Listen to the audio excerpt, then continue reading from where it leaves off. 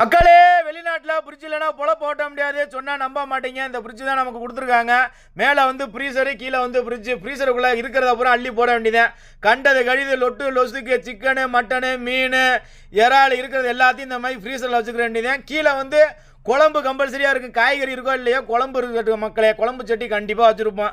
ரூமுக்கு 2 பேர் இருந்தாலும் சரி 3 பேர் இருந்தாலும் சரி எல்லா ரூம்லேயும் இந்த குழம்பு சட்டி இருக்கும். ஏன் அப்படின்னா ஒரு ஆள் வச்சு 2 நாள் சாப்பிட முடியாது. மாப்பிள்ள பிலிப்பைனி மீன் குழம்பு வச்சுருக்காப்புல 2 நாள் ஆச்சுன்னு நினைக்கிறேன். இந்த மாதிரி தான் சாப்பிட்டுக்கு இருக்கோம். இந்தியாவில் இருக்கவங்களாம் ஒரு நாள் குழம்பு அடுத்த நாள் சாப்பிட மாட்டேங்கிறீங்க. மதியம் வச்ச குழம்பே நைட்டு கொடுக்குறா அப்படின்னு சொல்லி கண்டென்ட் போட்டுக்கிறீங்க. இந்த காய்கறிலாம் இருக்கும். நல்லா சொல்கிறேன், இந்த விஷயம் எல்லாத்துக்குமே தெரியும். இந்த ஃப்ரிட்ஜில் பச்சை மிளகாய் ஆட்டையை போடுறவன், இஞ்சி ஆட்டையை போடுறவன், மல்லித்தலை ஆட்டையை போடுறவன்லாம் இருப்பாங்க. ரூமுக்கு இருப்பாங்க. சரிங்களா? அவங்களாம் ஆட்டையை போடாங்க, கேட்டாலே கொடுத்துருவாங்க. சரிங்களா? இந்த மாதிரி ஆட்டையை போட்டுக்கிருக்காங்க.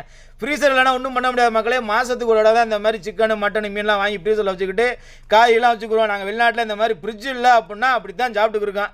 ஃப்ரெஷ்ஷாக சாப்பிட்ணும் அப்படின்னா வீட்டில்